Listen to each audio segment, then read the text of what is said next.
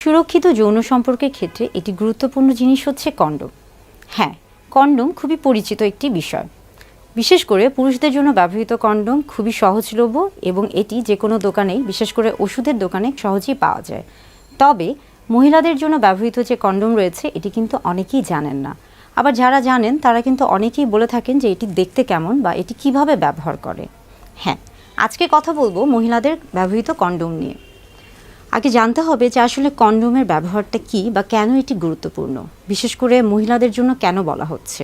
Condom মূলত একটি গর্ভনিরোধক বা জন্ম নিয়ন্ত্রক একটি বস্তু। এটি মূলত দেখা যাচ্ছে যে অনাকাঙ্ক্ষিত গর্ভধারণ রোধ করে এবং একই সাথে সেক্সুয়ালি ট্রান্সমিটেড যে ইনফেকশনগুলো রয়েছে সেখান থেকে সেক্সুয়ালি ট্রান্সমিটেড যে ডিজিজগুলো হয় সেগুলোকে প্রিভেন্ট করে। অর্থাৎ আমরা বলে থাকি যে অনাকাঙ্ক্ষিত গর্ভধারণ রোধের পাশাপাশি যৌনবাহিত যে রোগগুলো রয়েছে, বিশেষ করে সিফিলিস, গনোরিয়া কিংবা এইচআইভির মতো যে রোগগুলো রয়েছে এগুলোকেও কিন্তু কন্ডোম প্রতিরোধ করছে। অর্থাৎ জন্ম নিয়ন্ত্রক যে পদ্ধতিগুলো রয়েছে তার মধ্যে কিন্তু শুধুমাত্র কন্ডোমেরই একই সাথে দুটি কাজ করে থাকে। অর্থাৎ কন্ডোমের ব্যবহার অত্যন্ত গুরুত্বপূর্ণ। মহিলাদের জন্য যে কন্ডোম রয়েছে সেটি দেখতে কেমন? মহিলাদের জন্য যে কন্ডোম রয়েছে সেটি মূলত দেখা যায় যে এটি একটি রাবারের মতো নরম পিচ্ছিল এক ধরনের পদার্থ দ্বারা তৈরি, ল্যাটেক্স জাতীয় একটি পদার্থ দিয়ে তৈরি। এটা মূলত দেখা যায় যে এটার এক পাশ বন্ধ থাকে এবং এক পাশ খোলা থাকে। যে পাশটি বন্ধ থাকে এটাকে আসলে যোনির ভিতরে প্রবেশ করাতে হয় এবং যে পাশটি খোলা থাকে সেটি মূলত যোনির বাহিরে থাকে।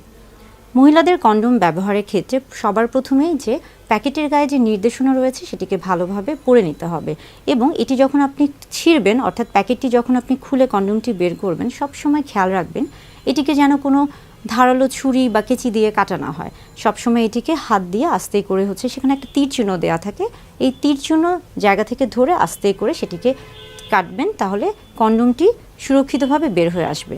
আপনি যদি তাড়াহুড়ো করেন বা ধারালো কোনো কিছু দিয়ে কাটার চেষ্টা করেন সেক্ষেত্রে কন্ডোমটি কিন্তু ছিঁড়ে যেতে পারে এবং এটার যে কার্যক্ষমতা রয়েছে সেটি কিন্তু নষ্ট হয়েও যেতে পারে। বাজারে বিভিন্ন ধরনের কন্ডোম পাওয়া যায়। বিশেষ করে দেখা যাচ্ছে যে ল্যাটেক্সের যে কন্ডোমগুলো রয়েছে সেগুলো কিন্তু সবচেয়ে বেশি বহুল প্রচলিত। তবে ল্যাটেক্সের যে কন্ডোমগুলো রয়েছে এই ক্ষেত্রে কিন্তু অনেকের একটা অভ্যাস রয়ে থাকে যে কন্ডোম ব্যবহারের ক্ষেত্রে অনেকে মনে করেন যে আলাদা করে বেশ কিছু পিচ্ছিল পদার্থ, বিশেষ করে লুব্রিকেন্ট জাতীয় তেল বা জেলি বা এ ধরনের কোনো কিছু ব্যবহার করতে হবে। আসলে আপনি যদি বিশেষ করে এই যে ল্যাটেক্স জাতীয় যে পদার্থগুলো রয়েছে এখানে যদি আপনি পিচ্ছিল পদার্থগুলোকে ব্যবহার করেন সেক্ষেত্রে কিন্তু কন্ডোমের যে কার্যক্ষমতা সেটা কিন্তু হয় নষ্ট হয়ে যায় কিংবা কমে যায়। যার কারণে কন্ডোম যদি ব্যবহার করে থাকেন সেক্ষেত্রে কিন্তু আলাদা কোনো লুব্রিকেন্ট ব্যবহার করার কোনো রকমের প্রয়োজন পড়ে না।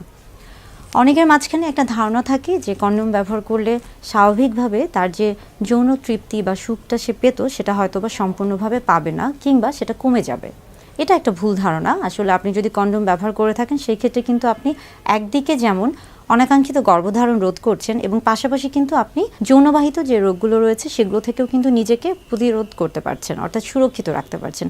তাহলে সেই ক্ষেত্রে কিন্তু আপনি যখন আসলে সুরক্ষিত থাকছেন সেই ক্ষেত্রে কিন্তু আপনার যে যৌন সুখটা, এটা কিন্তু তৃপ্তিটা কিন্তু আপনি স্বাভাবিকভাবে আরও ভালো হওয়ার কথা, আনন্দটা আরও বেশি টেনশন ফ্রি বা ঝামেলামুক্ত হওয়ার কথা।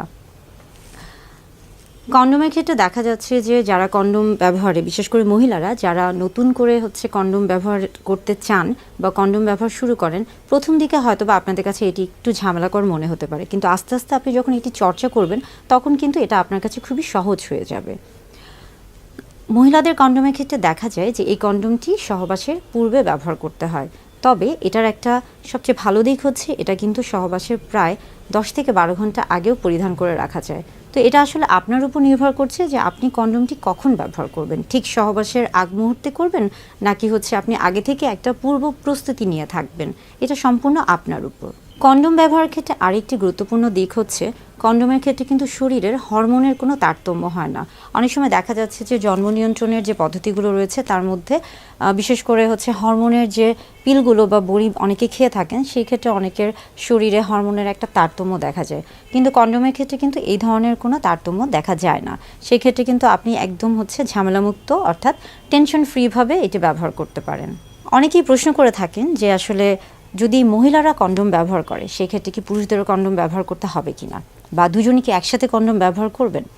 না, আসলে যদি নারী কন্ডোম ব্যবহার করে থাকেন সেক্ষেত্রে পুরুষদের ব্যবহার করতে হবে না, কিংবা পুরুষ যদি ব্যবহার করে থাকেন সেক্ষেত্রে নারীর ব্যবহার করার প্রয়োজন নেই। অর্থাৎ কন্ডোম যে কোনো একজন ব্যবহার করলেই এটা হচ্ছে কার্যকর। বরং আপনারা যদি দুজন কন্ডোম ব্যবহার করে থাকেন সেই ক্ষেত্রে কিন্তু দেখা যায় যে একটা ঘর্ষণের সৃষ্টি হতে পারে, কিংবা এখানে কিন্তু একটা লুব্রিকেশন বা হচ্ছে সেটা একটা অভাব দেখা দিতে পারে, এবং ঘর্ষণের ফলে কিন্তু অনেক সময় এই কন্ডোমটা ছিঁড়ে বা ফেটে যেতে পারে, যার ফলে যে কার্যক্ষমতা আছে সেটা নষ্ট হয়ে যেতে পারে বা কমে যেতে পারে। তাই কন্ডোম শুধুমাত্র একজনের ব্যবহার করলেই হবে। অনেক মহিলারাই প্রশ্ন করেন যে গর্ভাবস্থায় কিংবা মাসিকের সময় কন্ডোম ব্যবহার করা যায় কিনা। হ্যাঁ, গর্ভাবস্থায় কিংবা মাসিকের সময় অবশ্যই কন্ডোম ব্যবহার করা যায়, তবে সবসময় খেয়াল রাখতে হবে যে আপনার গর্ভাবস্থায় অন্য কোনো সমস্যা আছে কিনা, কিংবা মাসিকের সময় আপনি অন্য কোনো সমস্যার মধ্যে আছেন কিনা বা কোনো ঝুঁকিতে আছেন কিনা, সেটা অবশ্যই আপনি চাইলে একজন চিকিৎসকের পরামর্শ নিয়ে তারপরে আপনি পদ্ধতিটি গ্রহণ করতে পারেন। তবে আপনার যদি কোনো সমস্যা না থেকে থাকে, আপনি একজন সুস্থ স্বাভাবিক নারী হয়ে থাকেন, সেক্ষেত্রে কিন্তু আপনি মাসিকের সময় এবং গর্ভাবস্থায় মহিলাদের জন্য যে কন্ডোমটি রয়েছে এটি ব্যবহার করতে পারেন।